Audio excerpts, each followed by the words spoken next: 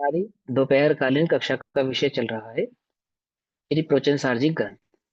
और प्रोचन सारजी का स्वाध्याय हम सभी आचार्य अमृतचंद्र देव द्वारा रचित तत्व प्रदीपिका और आचार्य जयसेन द्वारा रचित तात्पर्य प्रतिनाटिका के आधार पर हैं, जिसमें उनकी 5 गाथाओं का जो अर्थ है वो जयसेन आचार्य द्वारा रचित तत्व प्रदीपिका के आधार से हमने किया था।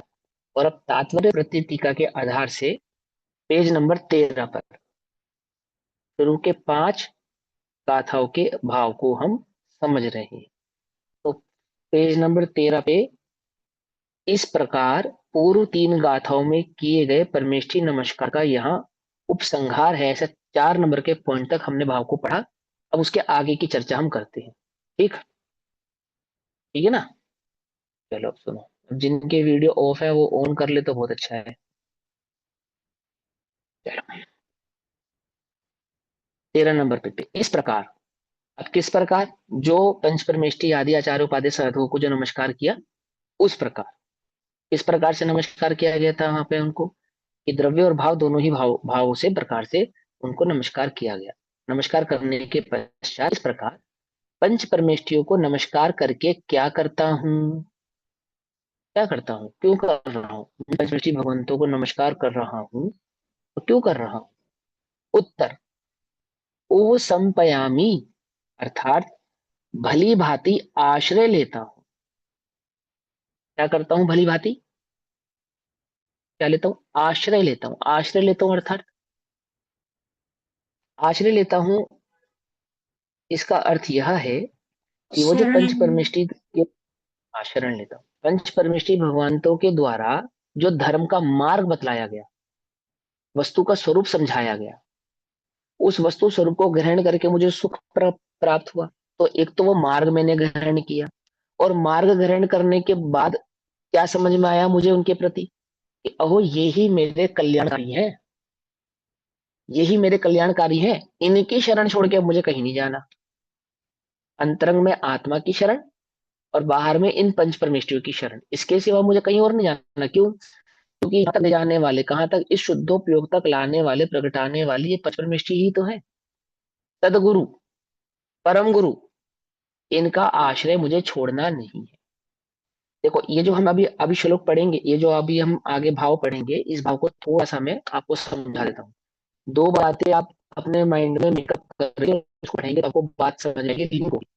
एक बात कि वहां शुद्धोपयोग का आश्रय प्रकट कराने में जो निमित्त है परमेष्ठियों का आश्रय, एक बात।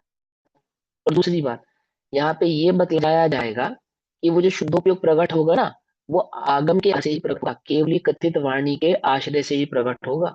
अनचाहा प्रकट नहीं होगा, मनमानी से प्रकट नहीं होगा, आपकी यहाँ वहां की कल्पना से प्रकट नहीं होगा। तो 2 बातें इसके अंदर आपको प्रेरणा रूप में मिलेंगी। एक तो शुद्धोपयोग आप करेंगे, और वो शुद्धोपयोग कैसे प्रकट होगा कि वो केवली द्वारा बताए गए धर्म के आधार से होगा। स्वाध्याय करो, शुद्धोपयोग प्रकट करने के लिए स्वाध्याय करो, ये बात कहेंगे आपसे आचार्य जी। पकड़ में ही बात नहीं? पकड़ में निरंतर अपने उपयोग को कहाँ लगाओ? भगवान के द्वारा कथित जो धर्म का स्वरूप, जो मार्ग है, उसमें लगाओ। क्यों लगाओ? क्योंकि उसके आश्रय से ये शुद्धोपयोग प्रकट होने वाला है। अर्थात उसी के आश्रय से वस्तु समझ में आती है, अनुभव समझ में आता है, और आत्मा की दृष्टि होती है। ये बात। हाँ, आप किरण आंटी जी, आपको कुछ प्रश्न पूछना था, बोलिए। प्रश्न नहीं पूछना, आवाज नहीं सही आ रही, मेरे को नहीं आ रही कि सबको नहीं आ रही? मेरे को भी नहीं आ रही, भाई सभी सबके को आ नहीं रहा आ है, रही? आवाज डिस्टर्ब हो रहा है। एक, जब सभी को प्रॉब्लम है बताओ, फिर मैं चेक करूँ इंटरनेट में इशू है तो। आपकी और आवाज किसी ना एक दो को बहुत है। फैल फैल के आती है, फैल फैल के आती है। अब आ ये रही फैल है, फैल के तो समझ में प्रॉब्लम आ नहीं आया रही है, कैसे आती है। वॉइस आ रही है कट कट प्रॉब्लम? के आ रही अच्छा, 1 मिनट रुको, 1 मिनट रुको है, चेक करता हूँ internet।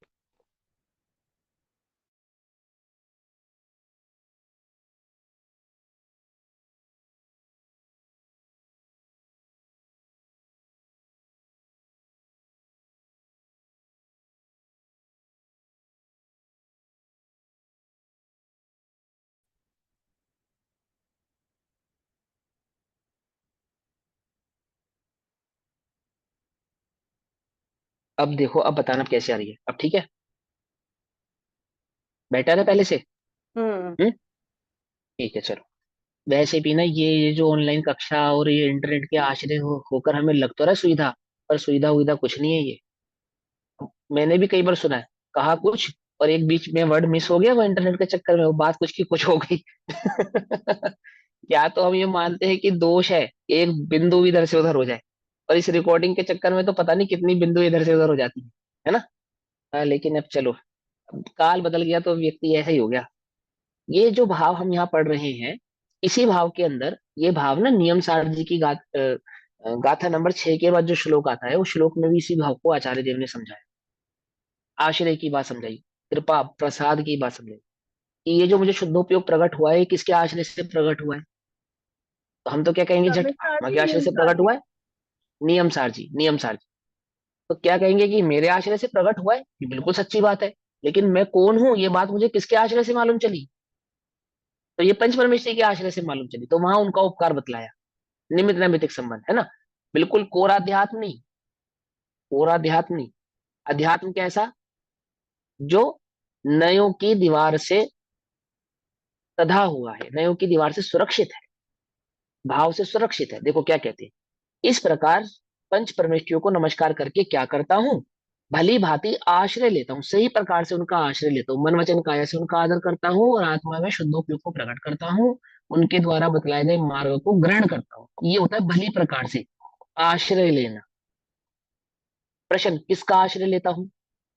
अब भली प्रकार से आश्रय लेता हूं, तो प्रश्न उठा कि किसका आश्रय लेता हूं, तो उत्तर आया, साम्य भाव रूप चारित्र का आश्रय लेता हूं। साम्य भाव रूप चारित्र का आश्रय लेता हूं, अर्थात एक शुद्धोपयोग का आश्रय लेता हूं। चारित्र है ना, चारित्र, साम्य भाव रूप चारित्र, अर्थात वीतराग भाव रूप चारित्र। वह चारित्र किसको कहा, वास्तविक चारित्र किसको कहा, एक शुद्धोपयोग को कहा, साम्य भाव रूप चारित्र। साम्य भाव रूप चारित्र अर्थात एक शुद्धोपयोग, कि मैंने आश्रय लिया, आपके द्वारा बतलाए गए वस्तु स्वरूप का मैंने आश्रय लिया, तो क्या प्रकट हुआ मुझे, साम्य भाव प्रकट हुआ। साम्य भाव प्रकट हुआ अर्थात वीतराग भाव प्रकट हुआ, और उस वह और वीतराग भाव को चारित्र भाव से समझाया ना, तो दैट मीन्स वो शुद्धोपयोग की बात कह रहे हैं, कि वो शुद्धोपयोग मुझे प्रकट हुआ, इस काम में आश्रय लेता हूं। इससे तो बाहर आना ही नहीं चाहते, इस शुद्धोपयोग से तो हम बाहर आना ही नहीं चाहते। तो क्या करता हूँ, शुद्धोपयोग का आश्रय लेता हूँ। फिर प्रश्न उठा, जिससे उस साम्य भाव का आश्रय लेने से क्या होता है, उस शुद्धोपयोग का आश्रय लेने से, उस आत्मा का आश्रय लेने से, उस उपयोग की स्थिरता को प्रकट करने से क्या लाभ होता है, क्या होता है। तो प्रश्न, उत्तर, उससे निवाण संपत्ति, निर्वाण संपत्ति अर्थात मोक्ष की प्राप्ति होती है। बोलो अब किसका आश्रय लेने से मोक्ष की प्राप्ति होगी, बोलो आप ही बताओ। एक शुद्धात्मा का वेदन अनुभव करने से, एक शुद्धोपयोग के आश्रय से ही निर्वाण की संपत्ति प्राप्त होगी ना, है ना, होगी ना, लिंक हो गया। तो वहां जब उन्होंने कहा हम साम्य भाव का आश्रय लेते हैं, दैट मीन्स एक शुद्धोपयोग का आश्रय लेते हैं, अर्थात एक शुद्धोपयोग को प्रकट करते हैं। और क्यों प्रकट करते हैं शुद्धोपयोग को, क्योंकि उस शुद्धोपयोग से ही तो निर्वाण संपत्ति अर्थात सिद्धत की प्राप्ति होती है, 8 कर्मों का नाश होता है, संसार का अभाव होता है। और दो कोई दूसरा उपाय है क्या जिनागम में निर्वाण को प्राप्त करने का, कोई दूसरा कोई उपाय नहीं है, एकमात्र उपाय है शुद्धोपयोग। तो वहां पहली लाइन का अर्थ क्या हुआ, शुद्धोपयोग। दूसरी लाइन का अर्थ क्या हुआ, कि आपने उस शुद्धोपयोग का आश्रय क्यों लिया, उस आत्मा का आश्रय क्यों लिया, उस आत्मा के अनुभव में आप स्थिर क्यों रहना चाहते हो, क्योंकि उससे निर्वाण संपत्ति अर्थात साम्य भाव के आश्रय से मोक्ष की प्राप्ति होती है। प्रश्न, अब प्रश्न, साम्य भाव के आश्रय लेने से पहले क्या करें, हम ऐसा क्या करें कि हमें शुद्धोपयोग की प्राप्ति होवे। ओहो, ये शुद्धोपयोग जो निर्वाण को प्राप्त करने वाला है, ये शुद्धोपयोग जो मेरे 8 कर्मों को अभाव करने वाला है, इस शुद्धोपयोग को प्रकट करने के लिए मैं क्या करूं, ये प्रश्न है। कि शुद्धोपयोग को प्रकट करने से पूर्व में क्या करना चाहिए, पहले क्या करना चाहिए, अर्थात वह शुद्धोपयोग मुझे प्रकट हो गए, उसके लिए मैं क्या करूं। जैसे पंडित टोडरमल जी ने क्या कहा, जिसको पुत्र की इच्छा है वो पहले क्या करे, विवाह आदि करे, है ना, यही कहा ना। ऐसे यहाँ पूछा कि मुझे शुद्धोपयोग प्रकट करना है, निर्वाण संपत्ति प्रकट होगी शुद्धोपयोग से, और शुद्धोपयोग प्रकट करने के लिए क्या करूं। तो उत्तर सुनो, साम्य भाव का आश्रय लेने के पहले क्या करें। उत्तर, समासिज्ज, समासिज्ज अर्थात भली प्रकार से प्राप्त करके, किसको प्राप्त करके। उत्तर, विशुद्ध नाण दंसन पहाड़ पहाड़ा समम, पहाड़ा समम अर्थात विशुद्ध ज्ञान दर्शन लक्षण वाले पहाड़ा यार्दन प्रधान आश्रम को प्राप्त करके। अब देखो, विशुद्ध ज्ञान दर्शन लक्षण वाला कौन है? किसका लक्षण है ज्ञान दर्शन? आत्मा का लक्षण है, आत्मा का लक्षण है ना। पहले क्या करना, निर्वाण की प्राप्ति होनी है ना। तो निर्वाण की प्राप्ति कैसे होगी? शुद्धोपयोग के आश्रय से होगी। वो शुद्धोपयोग का आश्रय लेने के लिए मैं क्या करूं कि जिसका प्रधान पहाड़म पहला लक्षण है दर्शन ज्ञान, शुद्ध दर्शन ज्ञान चारित्र भाव, उसका आश्रय लो। तो किसका लक्षण है? वो आत्मा का लक्षण है, तो वो आत्मा का आश्रय लो। क्रम समझा रहे, बड़े ध्यान से समझना। निर्वाण प्राप्त करना ना, मोक्ष, तो किससे होगा? शुद्धोपयोग से होगा। अब शुद्धोपयोग का आश्रय लेने के लिए क्या करूं? किसका आश्रय लूं? आत्मा का आश्रय लेना, क्योंकि आत्मा के आश्रय से ही शुद्धोपयोग प्रकट हो सकता है, अन्य किसी के आश्रय लेने से शुद्धोपयोग प्रकट होने वाला नहीं। तो जिसका प्रधान पहाड़ा समम पहला लक्षण है विशुद्ध ज्ञान दर्शनम, विशुद्ध ज्ञान दर्शन लक्षण वाले प्रधान आश्रम को प्राप्त करके, अर्थात वह सम्यक दर्शन भाव को प्राप्त करके, उस आत्म भाव को प्राप्त करके। प्रश्न, इससे संबंधित आश्रम को प्राप्त करके, इससे संबंधित वह आत्म भाव, वह आत्मा, वह वस्तु का जो स्वरूप है, वो किससे संबंधित, उसका जो आश्रय होगा, वह आश्रय किसके संबंध से प्राप्त होगा? कैसे प्राप्त होगा? कैसे पता लगेगा कि मैं शुद्ध ज्ञान दर्शन स्वरूपी भगवान आत्मा हूं? कैसे, किसके किसके आश्रय से ये बात समझ में आएगी कि ये शुद्ध ज्ञान दर्शन सुख वीर्य आदि भाव मेरे हैं? कैसे मालूम चलेगी? तो सुनो, तेनसी उन पूर्वोक्त पंच परमेष्टियों के प्रधान आश्रम को प्राप्त करके, जो हमने, जिनको हमने नमस्कार किया ना, ऐसे वर्धमान वड्यमान आदि 24 तीर्थंकर, अथवा जो आचार्य उपाध्याय साधु आदि भगवंतों हमने नमस्कार किया था, उन तेनसी, उन जो पंच परमेष्टियों को हमने नमस्कार किया था, उन पूर्वोक्त पंच परमेष्टियों के प्रधान आश्रम को प्राप्त करके, अर्थात सच्चे देवशास गुरु की शरणागति होकर, सच्चे देवशास गुरु को पहले में पहले क्या करके, उनका आश्रय करके मोक्ष की प्राप्ति होती है। आई बस समझ में? अब देखो, इसी क्रम को पंडित टोडरमल जी ने क्या बताया? सर्वप्रथम क्या करना? देवशास गुरु का श्रद्धान करना।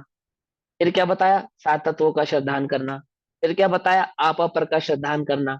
और फिर क्या क्या बताया? शुद्धोपयोग, एक आत्मनुभव। बताया नहीं बताया? तो वहां जो देवशास गुरु का श्रद्धान है, उसका तात्पर्य क्या, उसका मतलब क्या है? एक सच्चे देवशास गुरु की शरणागति रहने से, आश्रय लेने से, निरंतर आश्रय लेने से, प्रथम कर्तव्य बताया ना नियम पुरुषार्थ सिद्धि उपाय में, निरंतर उसका आश्रय लेने से पहला काम क्या? वस्तु स्वरूप को समझे।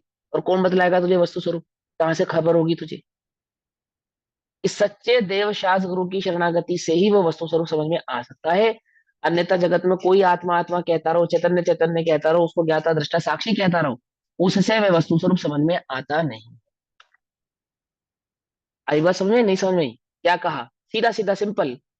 यदि तुम्हें उस निर्माण को प्राप्त करना हो तो क्या करो? शुद्धोपयोग प्रकट करो। यदि तुम्हें वह शुद्धोपयोग प्रकट करना हो तो क्या करो? आत्मा की शरण लो। और यदि तुम्हें उस आत्मभाव को समझना हो तो क्या करो? कि वो पंच परमेष्टि की शरण लो। अब उन पंच परमेष्टि की शरण में कैसे लूं? बोलो भैया, वर्तमान में अरिहंत कौन है? कौन है अरिहंत वर्तमान में? बोलो जल्दी जल्दी, दो फटाफट आगम से आंसर। जिनवाणी, हाँ, वाणी का हाँ, इधर आगम है ना। आप्त वचन। आप सम उपकार करते, ये शास्त्र ही आधार है। आई बात समझ में या नहीं समझ में आई? जब साक्षात सम्मोचन होता, हम वहां जाते तो क्या करते? अष्टद्रव्य से पूजन करके लौट आते बस। या जिन वचन सुनते, अपने कल्याण का मार्ग सुनते। आई बात समझ में? तो क्या हुआ इसका अर्थ? कि वो जो निरंतर आप स्वाध्यायशील रहेंगे, वो जो आप निरंतर वस्तु स्वरूप को समझने में अपने उपयोगों को लगाएंगे, उससे ही वो वस्तु स्वरूप आपको भली प्रकार से समझ में आएगा। और जब वस्तु स्वरूप समझ में आएगा तो आत्मा का आदर आएगा। जब आत्मा का आदर आएगा तो आत्मानुभव प्रकट होगा। और वह आत्मानुभव कैसा है? वो शुद्धोपयोग को देने वाला है। और वो शुद्धोपयोग कैसा है? कि वो निर्वाण लक्ष्मी को प्राप्त कराने वाला है, अर्थात संसार के समस्त दुखों से निकालकर इस जीव को मोक्ष रूपी सुख को प्रगटाने वाला है। आई बात समझ में? कैसे किया मंगलाचरण? अब देखो आगे कहते हैं, वह इस प्रकार है। ये जो भाव कहा ना, अब उस भाव का समराइज करके बतला रहे हैं आपको, वह किस प्रकार है। तो वह इस प्रकार, मैं आराधक हूं और ये अरिहंत आदि मेरे आराध्य हैं, है ना। यही आचार्य देव हमको क्या भी शिक्षा देते हैं, अरिहंतों की शरण लेने से आत्मा की अनुभूति नहीं होगी। पर है, पर अरिहंत आदि भगवान कौन है? पर है। लेकिन ये स्वभाव को समझने के लिए पहले उस पर भाव की शरणागति होना पड़ता है। आई बात समझ में? ऐसे ही थोड़ी तो मैं सपन में मुक्ति का मार्ग मालूम चल जाएगा, ऐसे नहीं मालूम चलेगा। ऐसे नहीं मालूम चलेगा। कैसे मालूम चलेगा?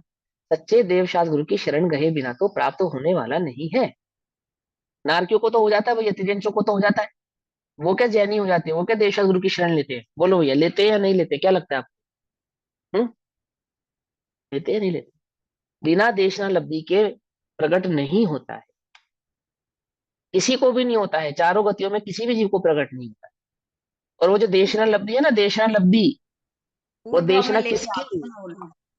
पूर्व भाव में लेकर आए चाहे कैसे भी लेकर, और उसी भाव में होने वाला जो सम्यक दर्शन है वो देशना लब्धि पूर्वक है ना। तो वहां जो देशना है ना, देशना, वो आप्त वचन है, आप्त वचन।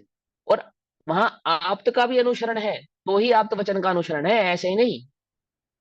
ऐसे ही नहीं, गीता में लिखा है आत्मा आर्य से कटता नहीं, पानी से गलता नहीं, अजर अमर है, ज्ञाता दृष्टा है, अकर्ता है, ऐसा गीता में लिखा है। उसका आश्रय लेने से अकर्ता आत्मा का आश्रय प्रकट होने वाला नहीं है। और यही लाइन बिल्कुल सेम टू सेम डिक्टो, डिक्टो आप तो वचन में लिखी है, तो आश्रय लेने से वस्तु स्वरूप को प्रकट हो जाएगा कि भाई ये आपकी पार्शलिटी है। पार्शलिटी नहीं है, तुम स्यादवाद नहीं जानते हो ना, इसलिए। वो वही शब्द कहने वाला, वो एकांत, एकांत, एकांत मत, जिसमें देवशास्त्र गुरु के स्वरूप की खबर नहीं है। ऐसे देवशास्त्र गुरु के श्रद्धान हुए बिना वस्तु स्वरूप का श्रद्धान नहीं होता, तीन काल में नहीं होता, हो ही नहीं सकता। जिसने पहले ही ये कल्पना करी है कि ईश्वर सृष्टि का कर्ता है, अब उस अकर्ता भगवान आत्मा की शरणागति कैसे प्राप्त कर सकता है? बताओ कैसे हो सकता है? हो ही नहीं सकता। पहले में पहले ईश्वर को कर्ता स्वीकार कर, पहले में पहले ईश्वर को वितरागी स्वीकार कर, तभी तो आत्मा के चैतन्य के शुद्ध भाव को, स्वभाव को स्वीकार कर पाएगा। जब तूने वीतरागता को ही स्वीकार नहीं किया, तो किसको शुद्ध कहता है? बोलो, आत्मा का शुद्ध स्वरूप क्या है? राग या वीतराग? बोलो किसको कहते हैं शुद्ध? और ये भोला प्राणी जगत का जीव तो राग को शुद्ध कहता है, करुणा को शुद्ध कहता है, मालूम? इस जगत में परिणामों की शुद्धता की खबर पूछो तो कोई वीतरागता को शुद्ध नहीं कहेगा। इसको शुद्ध कहेगा तो राग की पराकाष्ठा को, प्रकृष्ट भाव को। ये मीरा कृष्ण के लिए रोवे, आमुक भगवान की भक्ति में रोवे, नाचे गाए, तो उसे सिद्धत्व की प्राप्ति होगी। बोलो कब होगी प्राप्ति? कब होगी? भगवान को कर्ता स्वीकार करे, उनकी कृपा स्वीकार करे। हमने भी कृपा स्वीकार करी, मालूम? लिखा ना पहले ही मंगलाचरण में, कृपा प्रसाद से, भगवान की कृपा प्रसाद से क्या प्रकट हुआ? कि राग मेरे दुख का कारण है और वितरागता ही सुख का कारण है, ये प्रकट हुआ। क्या कहा? कुछ समझ में आई? बात की समझ में? क्या है भगवान की करुणा, क्या है भगवान की कृपा? कि राग दुख रूप है, चाहे मुझसे कर चाहे अन्य किसी से भी कर, दुख रूप है। तो क्या सुख रूप है प्रभु? वो वीतरागता का मार्ग ही सुख रूप। स्वीकार ही नहीं करेगा, पहले में राग को ही स्वीकार करेगा, तो शुद्ध चैतन्य ज्ञायक भाव की दृष्टि कैसे करेगा? बोलो कर पाएगा या नहीं कर पाएगा? मिथ्या दृष्टि पहले राग को अस्वीकार करता है, तब जाके वो सम्यक दर्शन स्वरूपी राग रहित भगवान आत्मा का अनुभव कर पाता है। मालूम या नहीं मालूम? कैसे मालूम चले? स्वाध्याय के आधार से मालूम चले। क्या लिखा? वह इस प्रकार, मैं आराधक हूं और ये अर्यंतादि मेरे आराध्य है। ऐसा देखो, ऐसा कह रहे हैं, मैं आराधक हूं और आप मेरे आराध्य हैं। इस प्रकार आराध्य आराधक के विकल्प रूप द्वैत नमस्कार कहलाता है। दो द्वैत नमस्कार यानी कि इसमें दो भाव निहित है, एक आराधना करने वाला और एक जिनकी वह आराधना कर रहा है वह। लेकिन अगर आराध्य जिसकी हम आराधना कर रहे हैं, यदि वह कैसा नहीं है, वास्तविक नहीं है, तो वस्तु का स्वरूप आराध्य के द्वारा जो प्रतिपादित वस्तु भाव है, वस्तु का स्वरूप है, वह प्रकट होगा नहीं। क्यों? वचन की प्रामाणिकता के लिए पुरुष की प्रामाणिकता होना अनिवार्य। बैठा रहे हो? तारतम्यता बैठा पा रहे हो या नहीं बैठा पा रहे हो? लिंक कर पा रहे हो शब्दों को, इन सभी भावों को जो आपने पढ़ा है ना? ऐसे तो क्या कहते हैं? मेरे आराध्य है, तथा रागादि उपाधि रूप विकल्पों से रहित। पहले क्या कहा? आप मेरे आराध्य हैं, और फिर बाद में क्या कह रहे हैं? जब आराध्य और आराधक में भेद है, तो भेद तो राग रूप है। आराध्य में और आराधक में भेद है ना। मैं आराध्य करने वाला हूं, और वे अर्यंत आदि मेरे आराध्य हैं, तो मैं आराधक हूं और वे आराध्य हो, ये तो भेद है। और ये भेद कैसा है? राग रूप है। लेकिन इस भेद से अभेद की ओर कौन लेकर जाएगा मुझे? वो मेरे आराध्य ही लेकर जाएंगे। क्या कहा? तू मेरी शरण में आ जा, मैं इस सृष्टि का रचयिता करता तेरे सभी अपराध क्षमा कर दूंगा या नहीं कर दूंगा? बोलो, है ना? गीता में उपदेश श्री कृष्ण कह रहे हैं ना उससे, दुर्योधन से कि तू मेरी शरणागति हो जा, तो क्या होगा? तेरे द्वारा कृत किए गए समस्त पापों को मैं माफ कर दूंगा। बोलो, हम भगवान की शरण में गए, उनके उनके उनको अपना आराध्य बनाया, और क्या उपदेश प्राप्त किया उन अपने आराध्य से? कि वो रागांश भी यदि तेरे चित्त में रहा, तो वे वस्तु स्वरूप का अनुभव तुझे प्राप्त होगा नहीं। इस राग की अहम बुद्धि त्याग, और अपने वीतराग स्वरूप की पहचान कर, तू स्वयं भगवान है। गुरुदेव कहते थे ना, कितने झूमते हुए, कि सो इंद्र की हाजरी मां, अरहंत परमात्मा तमे प्रभु कह के पुकारे छे। हैं? तुझे भगवान कह के बुलाते हैं। क्या मतलब? क्या कह के बुलाते हैं? इसका क्या मतलब है? कि मैं तेरा आराध्य नहीं हूं। मेरी आराधना करने से तुझे प्रभुता की प्राप्ति नहीं होगी। तू स्वयं प्रभु है। ऐसे अपने भाव को पहचाने बिना तू उस पद को प्राप्त कर सकता नहीं। ऐसा होने पर भी ज्ञानी को सहज ही पंच परमेष्टि आदि का बहुमान आता है, वह उनकी शरणागति रहता है। ये भावलिंगी संत है, ये लिखने लिखने वाले हैं। हम तो श्रावक धर्म में बैठ के ना गद्दी से और कितना चिल्ला चिल्ला के कहते हैं, भगवान की भक्ति करने से वस्तु स्वरूप की प्राप्ति नहीं होगी। और वो वस्तु स्वरूप का प्रतिपादन करने वाले स्वयं भावलिंगी आचार्य छठे सातवें गुण स्थान में झूमने वाले, उस वस्तु स्वरूप का प्रतिपादन करने से पूर्व ये कहते हैं कि प्रभु हम आपका आश्रय लेते हैं, हम आपका आश्रय लेते हैं, तो हम उस शुद्धात्मा का आश्रय लेने में समर्थ होते हैं। अन्यथा तो हमारी ऐसी सामर्थ्य नहीं। अन्यथा तो हम उस शुद्ध वैभव को, अपने चैतन्य ज्ञायक वैभव को पहचान सकते नहीं। तो क्या कहते हैं? पहले मैं आराधक हूं और अरहंत आदि मेरे आराध्य हैं। इस प्रकार आराध्य आराधक के विकल्प रूप द्वैत नमस्कार कहलाता है। नमस्कार करते हैं, झुकते हैं, प्रणाम करते हैं। फिर तथा रागादि उपाधि रूप विकल्पों से रहित परम समाधि के बल से स्वयं में ही आराध्य आराधक भाव अद्वैत नमस्कार कहलाता है। जब मैं ही मेरा आराध्य हो जाता हूं और मैं ही मेरा आराधक हो जाता हूं। पहले किसका आश्रय लिया? पहले अरहंतों का आश्रय लिया। उन्होंने कहा भेज दिया मुझे? मेरे भीतर में भेज दिया। समझे नहीं समझे? उनका आश्रय लेकर ही तो मुझे पता लगा कि मैं कौन हूँ। उनको नमस्कार करके ऐसे द्वैत नमस्कार, ऐसे द्वैत नमस्कार करके अद्वैत भाव को मैं प्रकट होता। ऐसा प्रश्न। इस प्रकार पूर्वोक्त तीन गाथाओं में कहे गए परमिष्टि संबंधी लक्षण वाले द्वैत अद्वैत नमस्कार करके क्या करता हूँ? अर्थात पहले अर्यंत आदि को नमस्कार करके फिर उस शुद्धोपयोग को प्राप्त करके मैं क्या करता हूँ? रागादि से भिन्न इस निज आत्मा से उत्पन्न सुख स्वभाव वाला परमात्मा है। किस स्वभाव वाला परमात्मा है? ज्ञान स्वभाव वाला परमात्मा है या सुख स्वभाव वाला परमात्मा है? सुख पर है या स्व है?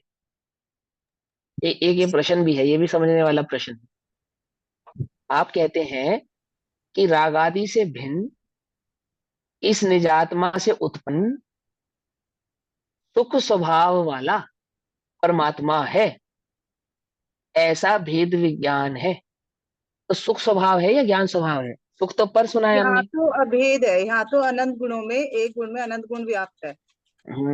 देखो क्या है, ऐसा नहीं एक गुण में अनंत गुण व्याप्त है, वहां ज्ञान का ही दूसरा नाम सुख है। हाँ, यहाँ पे वही भाव है ना, क्योंकि जो ये ठीक क्यों? हम्म ज्ञानानंद आत्मने, ऐसा कहा ना। ज्ञान, वास्तविक ज्ञान का लक्षण क्या है? वो सुख ज्ञान का ही लक्षण है, कोई परभाव नहीं है। लेकिन हमने तो सुना है कि पर कहते हैं, तो हमने आगे पीछे की कई कक्षाओं में इस बात को समझाया है कि किस सुख को पर कहा जाता है। तुम ये कल्पना मत कर लेना कि जब तुम्हें ज्ञान ज्ञान स्वरूप में स्थिरता होगी तुम्हें सुख नहीं होगा, और इस भय से ही बैठ गए कि यदि सुख हो गया तो ज्ञान का आनंद नहीं आएगा, तो गड़बड़ हो जाएगी। क्योंकि सुख की दृष्टि तो पर की दृष्टि है, यही पहले ही स्वीकार करके बैठ गए। तो वहां उसके भाव को समझना कि किस सुख को पर कहते हैं। ज्ञान जो चैतन्य ज्ञायक भाव है, उसमें जो अहमपना है, वो अपने आप में ही निराकुल होने से सुख स्वरूप है। सुख स्वरूप है। तो क्या कहते हैं कि रागादि से भिन्न निज आत्मा से उत्पन्न सुख स्वभाव वाला परमात्मा है, ऐसा भेद विज्ञान है। तथा वह भेद विज्ञान परमात्मा, भेद ज्ञान रूप परमात्मा ही सर्व प्रकार से उपादेय है। एक एक ये परम चैतन्य ज्ञायक भाव ही सर्व प्रकार से उपादेय है, मुख्य है, मूल है। ऐसी रुचि रूप सम्यक्त्व है। हिमांशु भैया, ऐसी मुझे यहाँ से थोड़ा समझ नहीं आया। राग आदि से भिन्न निज आत्मा, मतलब तब तो अनुभूति कर ली उसने परमात्मा, फिर वेद ज्ञान कैसे? मतलब भेद वो ज्ञान सुख स्वरूप है ना आत्मा का। अरे वो स्वरूप है, वो भेद विज्ञान करने वाला भेद विज्ञान नहीं। अनुभव का नाम भी भेद विज्ञान होता है, सम्यक दर्शन का नाम भी भेद विज्ञान होता है। समझे? ठीक। भेद ज्ञान का मतलब होता है जिसमें निज में निज और पर को पर भाव होता है ना, जिसमें ज्ञान चैतन्य में अहम भाव होता है। उस अहम भाव का नाम वहां पे भेद विज्ञान ही है, अन्य अलग नाम नहीं है। ठीक। तो क्या कहते हैं, रागादि से भिन्न इस निजात्मा से उत्पन्न सुख स्वभाव वाला परमात्मा है, ऐसा भेद ज्ञान है। भेद ज्ञान है अर्थात उस चैतन्य में पर के भाव को मिलाता नहीं है, अन्य किसी भाव को मिलाता नहीं है, ऐसा वह भेद विज्ञान है। तथा वह भेद ज्ञान रूप परमात्मा अर्थात जिसका स्वभाव ही है ना, वो स्वभाव ही है, पर का अंश भी जिसमें मिला हुआ नहीं है, ऐसा वो जो परमात्म तत्व है, ये सर्व प्रकार से उपादेय है, जिसमें पर का क्या है, अंश भी मिला हुआ नहीं। अब वहां पर किसको कहते हैं? शरीर आदि को पर नहीं कह रहे यहाँ पे, वो तो पहले ही भिन्न हो गए। तो किसको पर कह रहे हैं? ये जो विकार आदि के परिणाम है, ये जो मंद कषाय आदि के परिणाम है, ये जो राग आदि के परिणाम है, ये जो भाव कर्म है, विकारी परिणाम, शुभोपयोग है, इस शुभ भाव को भी क्या कह रहे हैं, पर कह रहे हैं यहाँ पे। आई बात समझ में? क्योंकि अनंतों को नमस्कार करने का परिणाम उत्पन्न हो रहा है ना, उससे भी भिन्न एक शुद्ध ज्ञायक चैतन्य ज्ञायक भाव जो है वो पर से भिन्न, राग का अंश भी जिसमें स्वीकार नहीं किया जाएगा, अंश मात्र भी, भले ही उसने अपने आराध्य को नमस्कार किया, तो वो भी द्वैत रहेगा। अद्वैत होने के लिए उस आराध्य जिसको पंच परमेष्टि को जो नमस्कार किया था ना, वो भाव भी जिसमें नहीं है, तभी तो अद्वैत होगा, नहीं तो द्वैत ही रह जाएगा। समझे नहीं समझे? ऐसा। तो क्या कहते हैं, रागादि से भिन्न निज आत्मा से उत्पन्न सुख स्वभाव वाला परमात्मा है, ऐसा भेद ज्ञान है। तथा वह भेद ज्ञान रूप परमात्मा ही सर्व प्रकार से उपादेय है। अब एक अगली लाइन, ऐसी रुचि रूप सम्यक है। रुचि किसकी रुचि? जिसमें राग का अंश भी नहीं है, ऐसे निज चैतन्य ज्ञायक भाव की जो रुचि है, वह रुचि सम्यक्त्व है। समझे बात? इस प्रकार उक्त लक्षण वाला ज्ञान दर्शन स्वभाव वह भावाश्रम है, जो कि मठ चैताल्य आदि जो व्यवहार आश्रम के लक्षण हैं, उनसे वह भावाश्रम भिन्न है। जगत में आश्रम किसको कहते हैं? धर्मशाला, मठ, मंदिर अथवा किसी की शरणागति हो जाना, उसको आश्रम कहते हैं। आश्रम यानी कि सर्व प्रकार से श्रमित हो जाना, विलीन हो जाना, उसमें प्रवेश पा जाना, सब कुछ छोड़कर।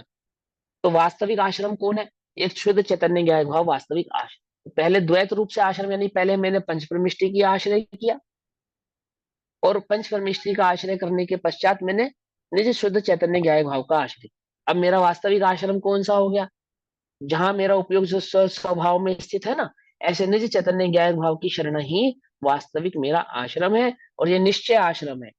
उससे उससे भिन्न, इससे अलग होकर पर का जो अंश मात्र का भी भाव था, वो सारा का सारा व्यवहार आश्रम था। यानी कि जो पंच परमेष्ठी को नमस्कार किया वो पराश्रम था, और उनके पंच परमेष्ठियों के नमस्कार करने के पश्चात जो मैंने निज चैतन्य ज्ञान भाव को प्रकट करा, शुद्धोपयोग भाव को, ये शुद्धोपयोग ही मेरा वास्तविक आश्रम है, भावाश्रम है। ऐसे भावाश्रम रूप प्रधान आश्रम को प्राप्त करके, अर्थात ऐसे शुद्धोपयोग को प्राप्त करके, प्रथम और प्रधान शुद्धोपयोग को प्राप्त करके, उस पूर्वक कर्म से आने वाला सराग चारित्र भी पुण्य बंध का कारण है, ऐसा जानकर उस सम्यक दर्शन आदि शुद्धोपयोग के काल में उस शुद्धोपयोग के साथ वर्तने वाला जो शुभोपयोग आदि भाव है, वे सब भी बंध के ही कारण है, वे मेरे भाव नहीं है, इनका मुझसे कोई नाता नहीं है, मेरे स्वभाव नहीं है, ऐसा जानकर वे बंध के कारण है, ऐसा जानकर उन्हें छोड़कर, उन परिणामों को भी छोड़कर क्या करता है, निश्चल शुद्धात्मानुभूति स्वरूप वीतराग चारित्र का मैं आश्रय लेता हूं, ऐसा भावार्थ। आई थी बात, शुरुआत कहां से शुरुआत की थी, किसका आश्रय लेता हूं, एक शुद्धोपयोग रूप वीतराग भाव चारित्र का आश्रय लेता हूं, साम्य भाव रूप चारित्र। समझिए बात, साम्य भाव रूप चारित्र क्या है, शुद्धोपयोग, क्यों, क्योंकि वो वीतराग रूप है, उसमें राग का अंश भी नहीं है, उसका मैं आश्रय लेता हूं, ऐसा ये भावार्थ है। इस प्रकार प्रथम स्थल में नमस्कार की मुख्यता से 5 गाथाएं पूर्ण हुई। अब गाथा नंबर 6, तत्व प्रदीपिका टीका के आधार से पहले गाथा पाठ पढ़ेंगे। अब वे ही आचार्य कुंद कुंद देव वीतराग चारित्र इष्ट फल वाला है, अर्थात वो जो वीतराग भाव है, वो जो शुद्धोपयोग है, वो इष्ट फल देने वाला है। इष्ट फल माने मन वांछित फल देने वाला है, जो मेरे लिए इष्ट है। तो इष्ट क्या है मेरे लिए, मोक्ष निर्वाण। हाँ, सुख, परम सुख। निज चैतन्य ज्ञायक भाव भी मेरे लिए जो इष्ट है, जो पर भाव का अंश भी मेरे लिए जो इष्ट नहीं है। ऐसा जो 8 कर्म रहित तो शुद्ध चैतन्य ज्ञायक भाव से प्रकट होने वाला जो सिद्धत्व है, वही मेरे लिए एकमात्र इष्ट यानी उपादेय है, प्राप्त करने योग्य है, होने योग्य है, मेरा भला करने वाला है। तो अब वे आचार्य कुंद कुंद देव वीतराग चारित्र इष्ट फल वाला है, इसलिए उसकी उपादेयता, और सराग चारित्र अनिष्ट फल देने वाला है, इसलिए उसकी हेता का विवेचन करते। पहले तो क्या करा, पहले तो पंचपरमेष्ठी का नमस्कार किया, तब किया। अब पंचपरमेष्ठी के नमस्कार करने के पश्चात, उनका आश्रय लेने के पश्चात क्या समझ में आया, अब वो समझाएंगे कि जो राग है ना, वो बंध का कारण है, और जो वीत रागता है वही मुक्ति का कारण है। किसने बतलाई ये बात उनको, आचार्य कुंद कुंद देव को है, सिमंदर भगवान के समूह शरण में साक्षात दिव्य ध्वनि के में क्या जाना उन्होंने, कि वो पंच परमेष्ठी को नमस्कार करते हुए जाना, पंच परमेष्ठी को जो मैं नमस्कार कर रहा हूं, ऐसा जो राग भाव है ये बंध का कारण है, और एक निजी शुद्ध चैतन्य ज्ञायक भाव का जो आश्रय है, जो वितराग चारित्र है, यही एकमात्र निर्माण का कारण, ऐसा। पहले गाथा नंबर 6 आचार्य कुंद कुंद देव के आधार से। संपजदि निर्वाणम देवासुर मणुयराय विवहे बेहिम जीवस्य चरितादो दंसन नाण पहाणादो। दर्शन ज्ञान प्रधान चारित्र से प्राप्त करे निर्वाण अहो, देवेंद्र असुरेंद्रो एवं नरपतियों के वैभव को। क्या कहते हैं, दर्शन ज्ञान प्रधान चारित्र से प्राप्त करे निर्वाण अहो, मन में जो दर्शन ज्ञान और चारित्र है, उसके आश्रय से, उस शुद्ध चैतन्य ज्ञायक भाव के आश्रय से तो निर्वाण की प्राप्ति होती है, लेकिन देवेंद्र असुरेंद्र और नरपतियों की भी प्राप्ति होती है। तो क्या आत्मा दो बातों को प्राप्त देने वाला है क्या, क्या उस आत्मा के आश्रय से मुझे संसार भी मिलेगा, और उसी आत्मा के आश्रय से मुझे मुक्ति भी मिलेगी, क्या ऐसा है क्या, ऐसा नहीं। क्या कहते हैं कि आत्मा का आश्रय करते हैं तो निर्वाण की प्राप्ति होती है, और उसी आत्मा के आश्रय के साथ वर्तने वाला जो शुभोपयोग है, यदि कदाचित उसका आश्रय करते हो तो मुक्ति नहीं मिलेगी। तो तुम्हें देवेंद्र नरेंद्र नरपति आदि के फल तो मिल जाएंगे, चक्रवर्ती हो जाओगे, इंद्र हो जाओगे, आदि आदि हो जाओगे, लेकिन वो जो इष्ट फल था ना, मोक्ष, उसकी प्राप्ति नहीं होगी। ये बात समझा, देखो अन्वयार्थ, जीव को दर्शन ज्ञान प्रधानता अर्थात दर्शन ज्ञान प्रधान ऐसा चारित्र जिसमें दर्शन ज्ञान की प्रधानता है। अर्थात जो दर्शन ज्ञान किसका लक्षण है? दर्शन ज्ञान यानी चैतन्य, दर्शन ज्ञान यानी चैतन्य, दर्शन ज्ञान यानी कि आत्मा, और चारित्र माने उसकी स्थिरता। तो कौन सी स्थिरता प्रधान है? जो चैतन्य की स्थिरता की प्रधानता वाला चारित्र है, यानी शुद्धोपयोग यानी आत्मानुभव। ऐसा जीव को दर्शन ज्ञान प्रधानता प्रधानात अर्थात प्रधान चारित्र से, दर्शन ज्ञान की प्रधानता वाले चारित्र से देवेंद्र असुरेंद्र और नरेंद्र के वैभव के साथ निर्वाण संपद्यते प्राप्त होता है। अब ये इसका अर्थ आचार्य अमरचंद्र देव और आचार्य जयसेन ये आपको समझाएंगे। आपने उल्टा अर्थ नहीं ग्रहण करना। एक आत्मा के आश्रय से संसार भी प्राप्त होता है, एक आत्मा के आश्रय से मुक्ति भी प्राप्त होती है। लेकिन आचार्य अमरचंद्र देव आचार्य जयसेन देव क्या है? शब्द मलेच्छ नहीं है। पूर्वापर का विचार करके वस्तु स्वरूप को भली प्रकार से पहचाना है।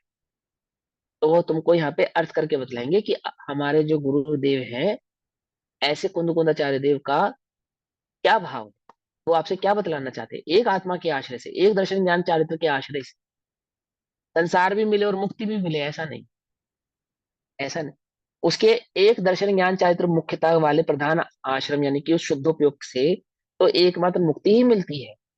लेकिन जो शुद्धोपयोग में स्थिर नहीं रह पाती, उस शुद्धोपयोग के काल में उसके साथ वर्तने वाला सहचर जो राग भाव है, पुण्य भाव है, शुभ भाव है, शुभोपयोग है, उस शुभोपयोग से होने वाला जो बंध है, कौन सा शुभोपयोग? वो जो शुद्धोपयोग के साथ वर्तने वाला शुभोपयोग, वो बंध इस जीव को सुरेंद्र असुरेंद्र और नरपति आदि भावों को प्रकट करवाने वाला है। ऐसा क्या कहते हैं?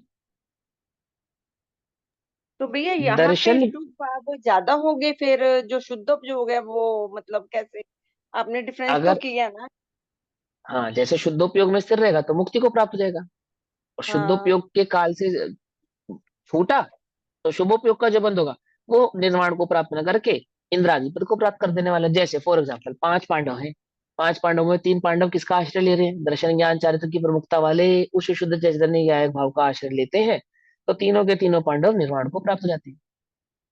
और जो 2 पांडव हैं, नकुल और सहदेव, उस शुद्धोपयोग के काल में ही एक विकल्पात्मक शुभोपयोग भाव जो उत्पन्न हुआ, क्या क्या है वो शुभोपयोग भाव? कि मेरे समक्ष खड़े हुए मेरे 3 भाई, ये यदि भाई मुनिराज नहीं, ये विकल्प करेंगे मुनिराज। ना, हाँ समझे, यदि वो ये विकल्प करेंगे ना मेरे 3 भाई, तो अशुभ उपयोग है ये।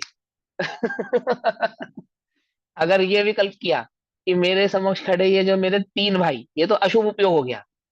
ये जो 3 मुनिराज है, ये जो उपसर्ग हुआ है, ये उपसर्ग इन 3 मुनिराजों पर नहीं होना चाहिए। ऐसा जो वात्सल्य का परिणाम उत्पन्न हो मुनिराजों के प्रति, भाइयों के प्रति नहीं, वो शुभोपयोग उनको कहाँ ले गया? सर्वार सिद्धि आदि भावों में प्रकट कर गया, ले गया, है ना।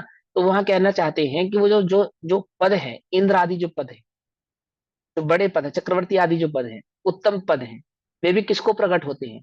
उस सम्यक दृष्टि जीव को ही प्रकट होते हैं, लेकिन सम्यक दर्शन के कारण नहीं, वो शुद्ध शुभ भाव के कारण प्रकट हो, ये बतलाएं। वो आत्मानुभूति के कारण प्रकट हो गए, ऐसा नहीं। आत्मस्थिरता के कारण प्रकट हो गए, ऐसा नहीं। आत्मस्थिरता से जो चित्त होने पर शुभ भाव हुआ, उसके कारण ये भाव प्रकट होते हैं, ऐसा कहीं। दर्शन ज्ञान प्रधान चारित्र से यदि वह चारित्र वीतराग हो तो मोक्ष प्राप्त होता है, और उसी ही से उससे ही यदि वह सराग हो, यदि उस दर्शन ज्ञान चारित्र वाले जो भाव है, शुद्धोपयोग के जो परिणाम है, उनके साथ यदि शुभ भाव का परिणाम हो वर्ते, तो वे देवेंद्र असुरेंद्र नरेंद्र के वैभव क्लेश रूप, क्या कहा? क्लेश रूप, क्या कहा? क्लेश। शुभ भाव किसको देने वाला है? क्लेश को देने वाला है। और हमें तो क्या लगता है, हम मुमुक्षु आचार्य को अपना कुंद कुंदाचार्य देव को अपना गुरु मानने वाले, आचार्य अमरचंद्र देव को अपना शिरोमणि मानने वाले, हम क्या मानते हैं? इस सभी प्रकार संसार के सभी कलेशों को मिटाने का एकमात्र उपाय वैभव है। क्या ऐसा मानते हैं, नहीं मानते? बोलो भैया। संसार के सभी कलेशों को मिटाने में समर्थ है वैभव, धन। और हमारे गुरु क्या कहते हैं? कि वो धन ही वैभव ही कलेश रूप है, और तू कह रहे कलेश मिटाने में समर्थ है। अरे भैया ये भैया आपको पता नहीं है ना, आपकी जेब हल्की होगी, भारी होती तो पता चलती। क्यों भैया, है ऐसा या नहीं? अरे देखो भाई, अब क्या समझे, यदि वह सराग हो तो कौन सराग हो तो, यदि वह उपयोग सराग हो, शुद्धोपयोग के साथ वर्तने वाला वह उपयोग यदि शुद्धोपयोग रूप ना होकर सराग भाव रूप हो, तो देवेंद्र असुरेंद्र और नरेंद्र के वैभव कलेश रूप है। ये मूल गाथा, मूल छंद उसमें संस्कृत के टीका में स्पष्ट लिखा है, देखो।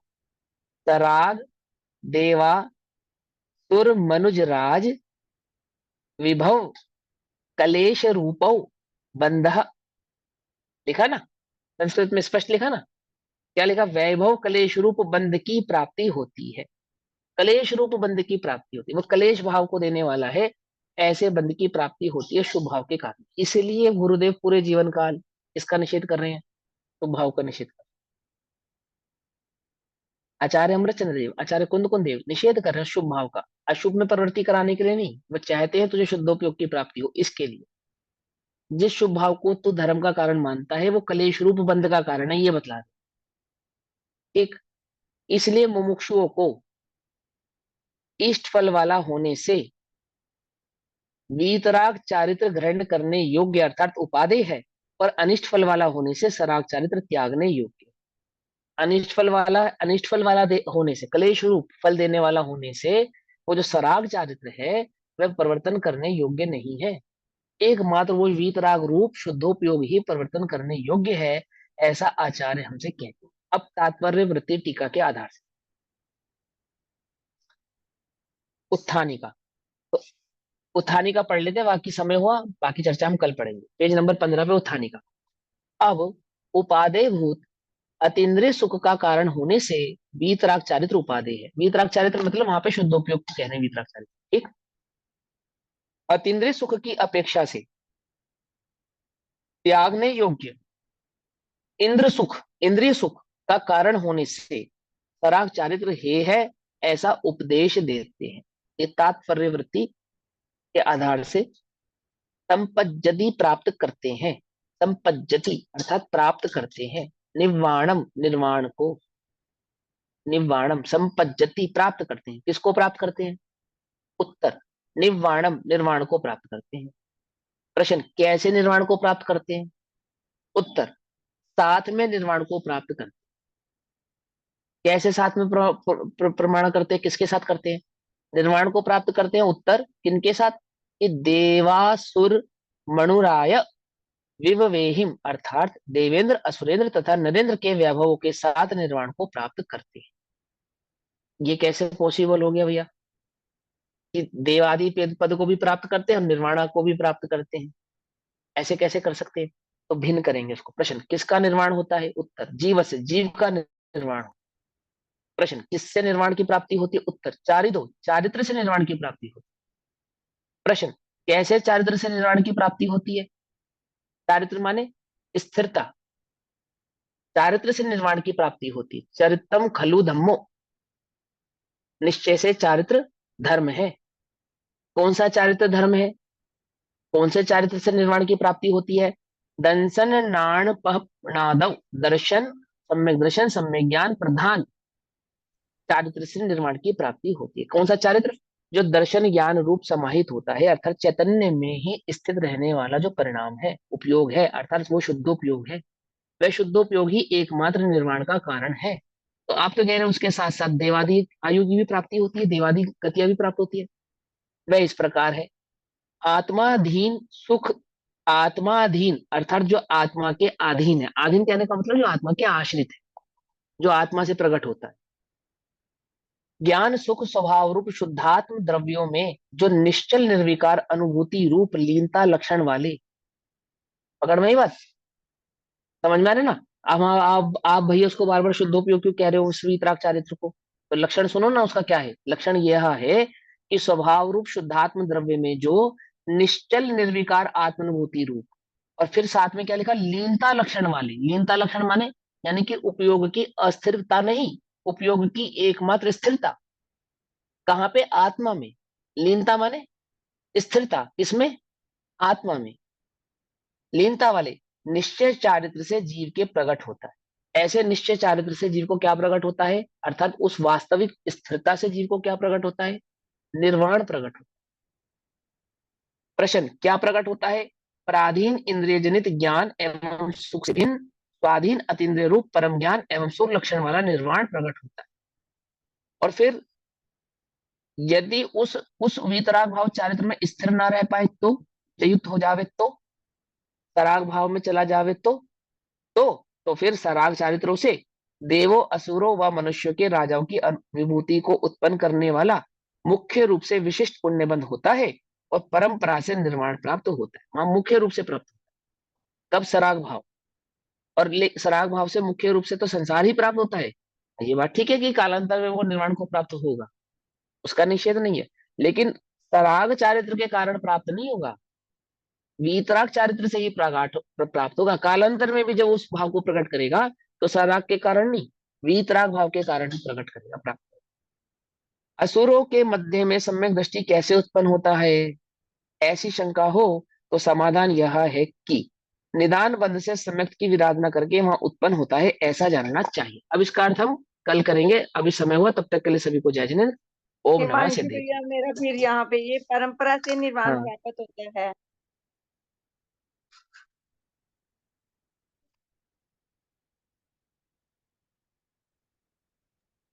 हाँ, बताओ आप।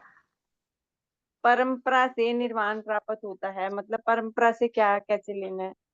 परंपरा से, परंपरा का मतलब यह है कि पहले मनुष्य गति या देव गति में गया, और वहां देव गति को प्राप्त करने के बाद, वहां के सुखों को भोगने के बाद पश्चात वापस मनुष्य गति आदि में आकर निर्वाण आदि को प्राप्त होता है, ऐसा।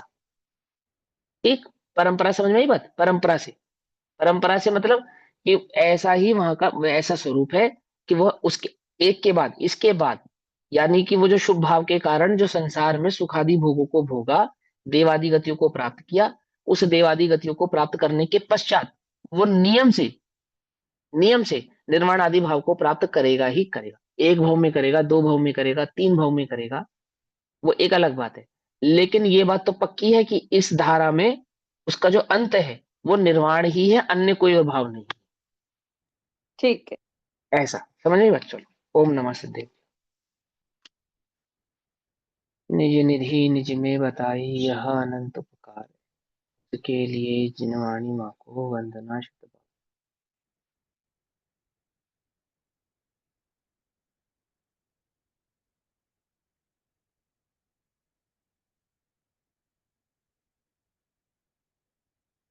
बार।